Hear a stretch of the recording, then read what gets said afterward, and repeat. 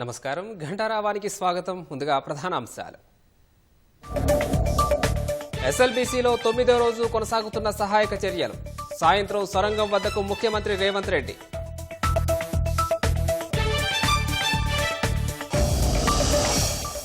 రాష్ట్ర బడ్జెట్ కోసం కొనసాగుతున్న ప్రభుత్వ కసరత్తు. ఈ నెల 3వ వారంలో అసెంబ్లీ సమావేశాలు జరిగే అవకాశం.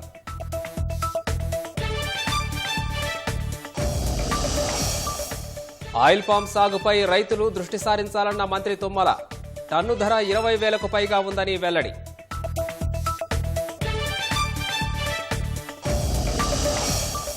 బొలీవియాలో ఘోర రోడ్డు ప్రమాదం. 2 బస్సులు ఢీకొని 37 మంది మృతి.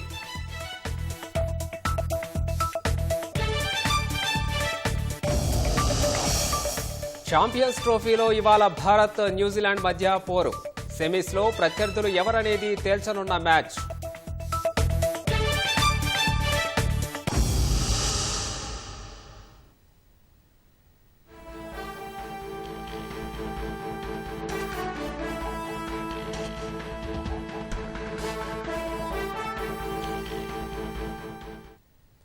ఎస్ఎల్బీసీ సొరంగంలో 9వ రోజు సహాయక చర్యలు ముమ్మరంగా కొనసాగుతున్నాయి. ఇవాళ సాయంత్రం ముఖ్యమంత్రి రేవంత్ రెడ్డి టన్నెల్ వద్దకు రానున్నారు. తాజా సమాచారం మా ప్రతినిధి స్వామి కిరణ్ ప్రత్యక్ష ప్రసారం ద్వారా అందిస్తారు. చర్యలు ముమ్మరంగా కొనసాగుతున్నాయి. గత శనివారం అంటే అంతకుముందు శనివారం ఉదయం 8:30 గంటల ప్రాంతంలో శ్రీశైలం సొరంగ మార్గంలో ప్రమాదం జరిగింది. ఈ ప్రమాదంలో మొత్తం 8 మంది చిక్కుకొనిపోయారు. పైన ఉన్నటువంటి మట్టి, నీరు, బురద ఒకేసారి కుప్పకూలడంతో సెగ్మెంట్లంతా కుప్పకూలి అందులో పనిచేస్తున్నటువంటి 2 ఇంజనీర్లు, ఇద్దరు టన్నల్ బోరింగ్ ఆపరేటర్లు, అలాగే 4 కార్మికులు మొత్తం సొరంగ మార్గంలో పూడికల మధ్య చిక్కుకుపోవడం జరిగింది. వీరి ఆచూకీ కనుగొనడానికి సుమారు 8 రోజుల పాటు సహాయ చర్యలు చేపట్టారు. అయినా ఆచూకీ లభ్యం కాకపోవడంతో ఇక్కడ వాళ్ళు రాడార్ సర్వే నిర్వహించారు. జీబీఆర్ రాడార్ సర్వే నిర్వహించారు. ఈ రాడార్ సర్వేలో మొత్తం 8 మందిని గుర్తించడం జరిగింది. ఇప్పుడు ఆ గుర్తించినటువంటి ప్రాంతాల్లో అంటే అనుమానిత ప్రాంతాల్లో ప్రస్తుతం తవ్వకాలు జరుగుతున్నాయి. ఈ నేపథ్యంలో 8 రోజులు గడిచి 9వ రోజు సహాయక చర్యలు కొనసాగుతున్నటువంటి నేపథ్యంలో ముఖ్యమంత్రి రేవంత్ రెడ్డి ఈరోజు ఎస్ఎల్బీసీ టన్నల్కు చేరుకొనున్నారు. ఈరోజు వనపర్తి జిల్లాలో పలు అభివృద్ధి కార్యక్రమాలు శంకుస్థాపనలో పాల్గొనున్నటువంటి రేవంత్ రెడ్డి అక్కడ సభ అనంతరం, పబ్లిక్ మీటింగ్ అనంతరం హెలికాప్టర్లో ఇక్కడికి వచ్చేటువంటి అవకాశాలు మనకు కనిపిస్తున్నాయి. ఇక్కడికి వచ్చి ఇక్కడ జరిగేటువంటి సహాయ చర్యలపై ఆయన సమీక్ష నిర్వహిస్తారని చెప్పేసి అధికారులు చెప్తున్నారు. 7 రోజులుగా కూడా ఇక్కడ జరుగుతున్నటువంటి కార్యక్రమాలపై ఉత్తమ్ కుమార్ రెడ్డి, అలాగే జూపల్లి కృష్ణారావు, మంత్రి కోమటిరెడ్డి వెంకటరెడ్డి, సిఎస్ శాంతకుమారి వీళ్ళంతా కూడా ఇక్కడికి వచ్చి రివ్యూస్ చేసి ఇక్కడ ఉన్నటువంటి రెస్క్యూ బృందాలకు సజెషన్స్, సూచనలు ఇవన్నీ కూడా ఇవ్వడం జరిగింది. అయినా కానీ అంటే ఇప్పటికీ కూడా ఆ అనుమానిత ప్రాంతాల్లో తవ్వినా కానీ ఇప్పటికీ వారి యొక్క ఆచూకీ ఇంకా లభ్యం కాలేదు. ఈ నేపథ్యంలో ముఖ్యమంత్రి రేవంత్ రెడ్డి ఇక్కడికి వస్తున్నటువంటి నేపథ్యంలో సహాయ చర్యలకై ఆయన స్పష్టమైనటువంటి దిశానిర్దేశం చేసేటువంటి అవకాశం మనకు కనిపిస్తుంది. ముఖ్యంగా ఇంత ఆలస్యం కావడానికి అనేక రకాల కారణాలు ఇందులో దోహదం చేస్తున్నాయి. 14 కిలోమీటర్ల టన్నెల్లో లోపలికి వెళ్ళటానికి సుమారు 12 కిలోమీటర్ల వరకు మాత్రమే లోకో ట్రైన్ అవైలబుల్ ఉంది. అక్కడి నుంచి వీళ్ళంతా కూడా కాలినడకన ప్రమాదం జరిగినటువంటి ప్రాంతానికి చేరుకోవాల్సి వస్తుంది. ప్రమాదం జరిగినటువంటి ప్రాంతాల్లో సుమారు ఒక 8 లొకేషన్స్లో వాళ్ళు చిక్కుకొని ఉంటారని చెప్పేసి రాడార్ సర్వే ద్వారా ఎన్జీఆర్ఐ, అలాగే geological survey of India, remote sensing ఏజెన్సీలు వీళ్ళు గుర్తించడం జరిగింది. ఆ స్కానర్ల ద్వారా ఎప్పటికప్పుడు వాళ్ళని గుర్తించేటువంటి ప్రయత్నం చేస్తూనే వాటిని తవ్వుతున్నారు. నిన్న జూపల్లి కృష్ణారావు గారు 4 మాత్రం ఈరోజు 4 వెలికి తీస్తామని చెప్పేసి జూపల్లి కృష్ణారావు ధీమా వ్యక్తం చేయడం జరిగింది. కానీ లోపల పరిస్థితి చూస్తే ఆ విధంగా ఉన్నట్టుగా మనకు కనిపించట్లేదు. రెస్క్యూ బృందాలు చెప్తున్నటువంటి సమాచారం ప్రకారం అక్కడ అంటే ఎక్కడైతే అనుమానిత ప్రాంతాలు ఉన్నాయో వాటిని తవ్వుతున్న కొద్దీ పెద్ద ఎత్తున ఊట నీరు ఉబికి వస్తుంది. కొద్ది దూరం తవ్వగానే ఊట నీరు ఉబికి రావడంతో మళ్ళీ తవ్విందంతా కూడా కుప్పకూలడము, మట్టి అంతా మళ్ళీ దాంట్లో పడడము, ఇదంతా కూడా నిరంతరాయంగా కొనసాగుతుంది. సుమారు 3 మీటర్ల నుంచి 5 మీటర్ల లోతులో వాళ్ళు చిక్కుకున్నట్టుగా అభిప్రాయపడుతున్నారు. అంటే సర్వే ద్వారా లెక్క చేస్తున్నారు. అక్కడ వరకు తవ్వేటువంటి పరిస్థితి లేదు. సుమారు 3 మీటర్లు అంటే సుమారు 9 అడుగుల మేర మనం తవ్వితే కానీ వాళ్ళు అక్కడ చిక్కుకున్నారా లేదా, వాళ్ళు ఉన్నారా లేదా అనేది మనకు స్పష్టంగా తెలుస్తుంది. అయితే ఆ తవ్వకాలు ఇంకా కొనసాగుతున్నాయి. నిన్న రాత్రి 11 గంటల సమయంలో సుమారు 120 మందితో ఒక బృందం వెళ్ళింది. ఆ బృందం బయటికి వస్తే తప్ప లోపల ఏం జరిగింది అనేది మనకు ఇప్పుడు స్పష్టమైనటువంటి సమాచారం ఉండదు. జూపల్లి కృష్ణారావు చెప్పిన ప్రకారం ఈరోజు ఖచ్చితంగా సాయంత్రానికి ఆ నాలుగు అనుమానిత ప్రాంతాల్లో తవ్వకాలు జరుగుతున్నాయి కాబట్టి వాళ్ళను ఏకకాలంలో బయటికి తీసేటువంటి అవకాశం ఉందని చెప్పేసి వాళ్ళు చెప్తున్నారు. కానీ కార్మికులు చెప్తున్న ప్రకారం కొంత రిస్కీ ఆపరేషన్స్కి ఇబ్బంది జరుగుతుంది. తవ్వినటువంటి పూడికను బయటికి తరలించేటువంటి ఏర్పాటు సులువుగా లేదు. లోకో ట్రైన్ వరకు సుమారు ఒక 300 మీటర్ల వరకు ముందుకు వచ్చి లోకో ట్రైన్ దగ్గరికి తీసుకొచ్చి అక్కడ డంపింగ్ చేయాల్సినటువంటి అవసరం ఉంది. దీంతోపాటు ఇప్పటికీ కన్వేయర్ బెల్ట్ అవైలబుల్కి రాలేదు. కన్వేయర్ బెల్ట్ అవైలబుల్కి వస్తే ఎక్కడైతే ప్రమాదం జరిగిందో ఆ ప్రాంతం నుంచి పూడిక మట్టిని ఎప్పటికప్పుడు కన్వేయర్ బెల్ట్ ద్వారా బయటికి తరలించడానికి కొంత అవకాశం ఏర్పడుతుంది. కన్వేయర్ బెల్ట్ పెద్ద మొత్తంలో బరువును మోయలేదు, కానీ ఉన్న మొత్తంలో కొంత డెబ్రిస్ని మనం బయటికి తరలించడానికి ఆ కన్వేయర్ బెల్ట్ ద్వారా అవకాశం ఉంటుంది. దాన్ని ఎస్టాబ్లిష్ చేసేటువంటి ప్రయత్నం అయితే ప్రస్తుతానికైతే కొనసాగుతుంది.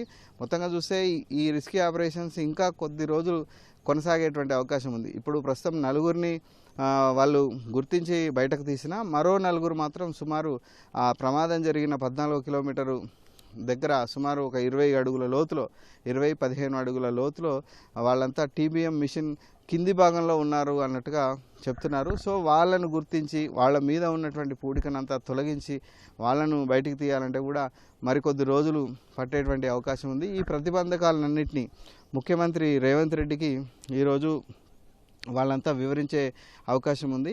NDRF, SDRF, Singareni railways, NGRI, geological survey of India, తర్వాత రైల్వే, దీంతోపాటు నేవీ, వీళ్ళంతా కూడా సుమారు 18 ఏజెన్సీలకు సంబంధించి 54 మంది అధికారులు ఇక్కడ అందుబాటులో ఉన్నారు. ఇక్కడ సర్వే చేస్తున్నారు, పర్యవేక్షణ చేస్తున్నారు, ఎప్పటికప్పుడు డెసిషన్స్ కూడా తీసుకుంటున్నారు. ఈ ప్రతిబంధకాలన్నింటినీ కూడా ముఖ్యమంత్రి రేవంత్ రెడ్డికి ఈరోజు వివరించేటువంటి అవకాశం ఉంది.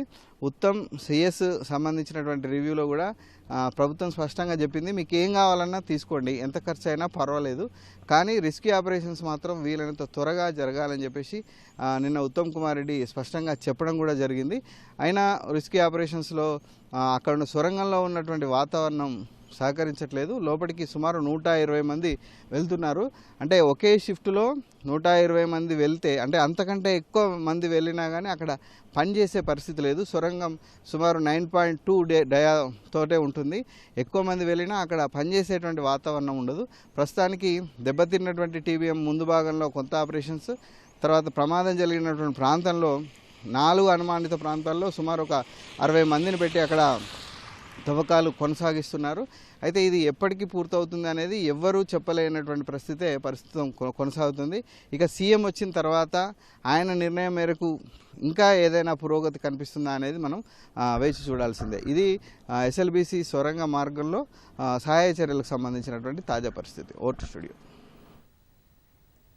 ఆదాయం అంతంత మాత్రంగానే ఉన్న వేళ రాష్ట్ర కొత్త బడ్జెట్ కోసం కసరత్తు కొనసాగుతోంది. రానున్న ఆర్థిక సంవత్సరం బడ్జెట్ పద్దుల ప్రతిపాదనను ప్రభుత్వం సిద్ధం చేస్తోంది. ఈ నెల 3వ వారంలో సమావేశాలు జరిగే అవకాశాలు కనిపిస్తున్నాయి. ఇప్పటికే మెజారిటీ శాఖల సమీక్షలు పూర్తి చేసిన ఆర్థిక శాఖ మిగిలిన శాఖల ప్రతిపాదనను సమీక్షించి పద్దులకు తుదిరూపు ఇవ్వనుంది. 2025-26 ఆర్థిక సంవత్సరం వచ్చే నెల నుంచి ప్రారంభం కానుంది. కొత్త ఆర్థిక సంవత్సరంలో రాష్ట్ర వార్షిక బడ్జెట్ కోసం ఆర్థిక శాఖ ఇప్పటికే కసరత్తు ప్రారంభించింది. అన్ని శాఖల నుంచి ప్రతిపాదనలు తీసుకుని వాటిని పరిశీలిస్తున్నారు. అన్ని శాఖలు కలిపి దాదాపు 5 లక్షల కోట్ల వరకు ప్రతిపాదనలు సమర్పించినట్లు సమాచారం. ఉప ముఖ్యమంత్రి మల్లు భట్టి విక్రమార్క సంబంధిత శాఖల మంత్రులు, అధికారులతో సమావేశమై ప్రతిపాదనలను సమీక్షిస్తున్నారు. ఇప్పటికే మెజారిటీ శాఖల ప్రతిపాదనలపై సమీక్ష పూర్తయింది. ఆయా శాఖల ప్రస్తుత ఆర్థిక సంవత్సరం కేటాయింపులు, ఇప్పటి వరకు చేసిన ఖర్చు, రానున్న ఆర్థిక సంవత్సరంలో అవసరాలు తదితరాలను పరిగణలోకి తీసుకుని బడ్జెట్ కసరత్తు చేస్తున్నారు. మరికొన్ని శాఖలకు సంబంధించిన సమీక్షలు జరగాల్సి ఉంది. 6 గ్యారంటీలు, అందులోని అంశాలకు సంబంధించి అవసరమయ్యే వ్యయం, అవసరాలపై ప్రధానంగా దృష్టి సారిస్తున్నారు. 2024-25 ఆర్థిక సంవత్సరానికి రాష్ట్ర ప్రభుత్వం 2,91,059 కోట్ల రూపాయలతో బడ్జెట్ ప్రవేశపెట్టింది. రాష్ట్రంలో కాంగ్రెస్ ప్రభుత్వం కొలువుతీరిన తర్వాత ఫిబ్రవరి నెలలో ఓటాన్ అకౌంట్ బడ్జెట్ ప్రవేశపెట్టి ఆ తర్వాత జులై నెలలో పూర్తిస్థాయి బడ్జెట్ ప్రవేశపెట్టారు. ఆదాయం, గ్రాంట్లు తదితరాల విషయంలో రాష్ట్ర ప్రభుత్వం అంచనాలను అంతగా చేరుకోలేదు. వివిధ కారణాల రీత్యా రాష్ట్ర ప్రభుత్వ ఆదాయం ఆశించిన మేర రాకపోవడానికి తోడు కేంద్రం నుంచి గ్రాంట్లు ఆశించిన మేర రాలేదు. దీంతో బడ్జెట్ అంచనాలను అందుకునే పరిస్థితి లేకుండా పోయింది. కంప్ట్రోలర్ అండ్ ఆడిటర్ జనరల్ కాగ్కు రాష్ట్ర ప్రభుత్వం అందించిన వివరాల ప్రకారం జనవరి నెలాఖరు వరకు రాష్ట్ర ప్రభుత్వం 1,78,000 కోట్లకు పైగా మాత్రమే ఖర్చు చేసింది. అంటే ప్రతి నెల సగటున 18,000 కోట్ల రూపాయల వరకు ఖర్చు చేశారు. ప్రస్తుత ఆర్థిక సంవత్సరంలో మిగిలిన 2 నెలల్లో గరిష్టంగా 20,000 కోట్ల చొప్పున ఖర్చు చేసిన మొత్తం వ్యయం 2,20,000 కోట్లు ఉండే అవకాశం ఉంది. ప్రభుత్వ ఆదాయాన్ని పెంచుకోవడంపై రాష్ట్ర ప్రభుత్వం ప్రత్యేకంగా దృష్టి సారించింది. ముఖ్యమంత్రి రేవంత్ రెడ్డి నిత్యం ఈ విషయమై సమీక్షిస్తున్నారు. మంత్రులు, అధికారులతో తరచూ సమావేశమై ఆదాయం పెంపు మార్గాలపై చర్చిస్తున్నారు. అవసరమైన సంస్కరణలపై కూడా దృష్టి సారించారు. సొంత పన్నుల రాబడుల్లో లీకేజీలు అరికట్టడం సహా పటిష్ట విధానాల ద్వారా ఆదాయం పెంచుకోవాలని భావిస్తున్నారు. ఇసుక, మైనింగ్ తదితర పన్నేతర రాబడిని కూడా పెంచుకోవడంపై తీవ్రంగా కసరత్తు చేస్తున్నారు. వచ్చే ఏడాది కేంద్రం నుంచి వీలైనన్ని ఎక్కువ నిధులు రాబట్టుకునేలా కేంద్ర ప్రాయోజిత పథకాలు సహా ఇతరాలను వినియోగించుకునే అంశంపై దృష్టి పెట్టారు. వివిధ పథకాలకు కేంద్రం నుంచి నిధుల కోసం ప్రయత్నిస్తున్నారు. అన్ని అంశాలను పరిగణలోకి తీసుకుని 2025-26 ఆర్థిక సంవత్సరానికి సంబంధించిన బడ్జెట్ను సిద్ధం చేయనున్నారు. ఈ నెల 3వ వారంలో బడ్జెట్ సమావేశాలు జరిగే అవకాశం కనిపిస్తోంది. అందుకు అనుగుణంగా ప్రతిపాదనలకు రూపు ఇచ్చి పద్దులు ఖరారు చేయనున్నారు. ఆయిల్ పామ్ సాగును పెంచేలా రాష్ట్ర ప్రభుత్వం అన్ని చర్యలు తీసుకుంటోందని మంత్రి తుమ్మల నాగేశ్వరరావు స్పష్టం చేశారు. గతేడాది 13,135 రూపాయలు ఉన్న ఆయిల్ పామ్ గెలల టన్ను ధర ప్రస్తుతం 20,871 రూపాయలకు చేరుకుందని వివరించారు. పెరుగుతున్న ధరలను దృష్టిలో ఉంచుకుని రైతులు ఆయిల్ పామ్ సాగుపై మళ్లాలని మంత్రి తుమ్మల సూచించారు. తెలంగాణ ఆయిల్ ఫెడ్ ద్వారా నడుస్తున్న అప్పారావుపేట, అశ్వరావుపేటలోని ఆయిల్ పామ్ కర్మాగారాల్లో కొత్త యంత్రాలు ఏర్పాటుతో నూనె రికవరీ శాతం పెరిగినట్లు వివరించారు. ఆంధ్రప్రదేశ్లోని ఆయిల్ పామ్ కంపెనీలు కొంతమంది దళారుల ద్వారా తెలంగాణ ఆయిల్ ఫెడ్ ప్రతిష్ట దిగజార్చే ప్రయత్నం చేస్తున్నారని ఆక్షేపించారు. వారెన్ని ప్రయత్నాలు చేసినా నూనె రికవరీ శాతం పెంచుతూ ఆయిల్ ఫెడ్ రైతుల మన్ననలు అందుకుంటుందని తుమ్మల స్పష్టం చేశారు. భారత ఉపరాష్ట్రపతి జగదీప్ ధన్ఖడ్ ఇవాళ సంగారెడ్డిలో పర్యటించనున్నారు. ఐఐటి హైదరాబాద్ క్యాంపస్ను సందర్శించనున్నారు. ఉపరాష్ట్రపతి పర్యటన నేపథ్యంలో సంగారెడ్డి కలెక్టర్ క్రాంతి ఏర్పాట్లను పర్యవేక్షించారు. ఎలాంటి అవాంఛనీయ సంఘటనలు జరగకుండా అధికారులు పటిష్ట బందోబస్తు ఏర్పాటు చేయాలని కోరారు. పర్యటన విజయవంతమయ్యేలా ప్రతి అధికారి కృషి చేయాలని సూచించారు. భద్రతా ఏర్పాట్లు, ఐడి కార్డుల పంపిణీ తదితర అంశాల్లో పొరపాట్లు జరగకుండా ముందస్తు చర్యలు తీసుకోవాలని కోరారు. అనంతరం ఐఐటి హైదరాబాద్లో ఏర్పాటు చేసిన సైన్స్ ఎగ్జిబిషన్ను కలెక్టర్ క్రాంతి పరిశీలించి విద్యార్థులను అభినందించారు. పెళ్లికి నిరాకరించిందని ప్రేమించిన యువతి తల్లిపై యువకుడు హత్యాయత్నం చేశాడు. కరీంనగర్ జిల్లా రామడుగు మండలం వన్నారానికి చెందిన రాజ్ కుమార్ అదే గ్రామానికి చెందిన ఓ యువతిని పెళ్లి చేసుకుంటానని వెంటపడ్డాడు. విషయం తెలిసిన యువతి తల్లి కుమార్తెకు వేరే వ్యక్తితో పెళ్లి సంబంధం కుదిర్చింది. ఆగ్రహించిన రాజ్ కుమార్ యువతి తల్లిపై దాడికి పాల్పడ్డాడు. గొంతు నిలిమి హత్య చేసేందుకు యత్నించాడు. స్థానికులు గమనించి ఆమెను దుండగుడు నుంచి రక్షించారు. తీవ్రంగా గాయపడ్డ ఆమెను స్థానిక ఆసుపత్రిలో చేర్పించారు. పోలీసులు యువకుడిని అరెస్ట్ చేసి రిమాండ్కు తరలించారు.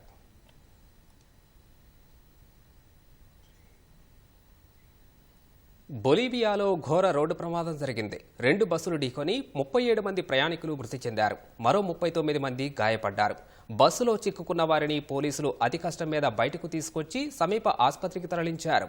ప్రపంచ ప్రఖ్యాత ఉప్పు నేలల ప్రాంతమైన సలార్డి ఉయూని ప్రాంతానికి సమీపంలో ఈ ప్రమాదం జరిగింది. ఉరూరో ప్రాంతంలో జరుగుతున్న కార్నివాల్ వేడుకల్లో పాల్గొనేందుకు ఓ బస్సులోని ప్రయాణికులు వెళ్తున్నారని పోలీసులు తెలిపారు. బస్సు డ్రైవర్లలో ఒకరి పరిస్థితి విషమంగా ఉందని చెప్పారు. అతివేగమే ప్రమాదానికి కారణమని ప్రాథమిక దర్యాప్తులో పోలీసులు గుర్తించారు. మహబూబాబాద్ జిల్లా కురవెలో భద్రకాళి సమేత వీరభద్రస్వామి వారి తెప్పోత్సవం కన్నుల పండువగా సాగింది. కురవి శివారులోని పెద్ద చెరువులో హంసవాహనంలో భద్రకాళి వీరభద్రస్వామి వారిని విహరింపచేశారు. హంసవాహనాన్ని రంగురంగుల విద్యుత్ దీపాలతో అందంగా అలంకరించారు. స్వామివారి తెప్పోత్సవ వేడుకలు తిలకించేందుకు వివిధ ప్రాంతాల నుంచి భక్తులు భారీగా తరలివచ్చారు. మహాశివరాత్రి వేడుకల్లో భాగంగా సోమవారం స్వామివారి రథోత్సవాన్ని ఘనంగా నిర్వహించనున్నారు.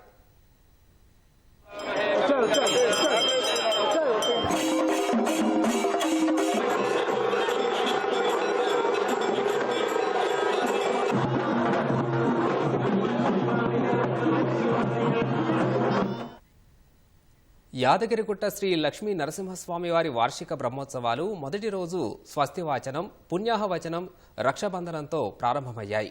అర్చకులు స్వామివారికి అభిషేకం నిర్వహించి ప్రత్యేక పూజలు చేశారు. సహస్రావధాని పద్మశ్రీ డాక్టర్ గరికపాటి నరసింహరావుచే నృసింహ వైభవం, ఆధ్యాత్మిక ప్రవచనం ఆలయ మాడవీధిలో నిర్వహించారు. ఉత్సవాల్లో యాదాద్రి భువనగిరి జిల్లా కలెక్టర్ హనుమంతరావు పాల్గొన్నారు. వార్షిక బ్రహ్మోత్సవాల సందర్భంగా లక్ష్మీ నరసింహస్వామి వారి 31వ అఖండ జ్యోతి పాదయాత్ర శనివారం నాడు రాత్రి యాదాద్రికి చేరుకుంది. హైదరాబాద్లోని బర్కత్పుర యాదగిరి భవన్లో గత 4 రోజుల క్రితం ఉదయం 10 గంటలకు ప్రారంభమైన అఖండ జ్యోతి యాత్ర 4 రోజుల పాటు కొనసాగింది. స్వామివారిని దారి పొడవునా భక్తులు దర్శించుకున్నారు. మహిళలు వీధుల వెంట స్వామివారి యాత్రకు స్వాగతం పలుకుతూ మంగళహారతులిచ్చారు. అనంతరం యాదాద్రి శ్రీ లక్ష్మీ నరసింహస్వామి అఖండ జ్యోతి యాత్ర వైకుంఠ ద్వారం చెంతకు చేర్చారు.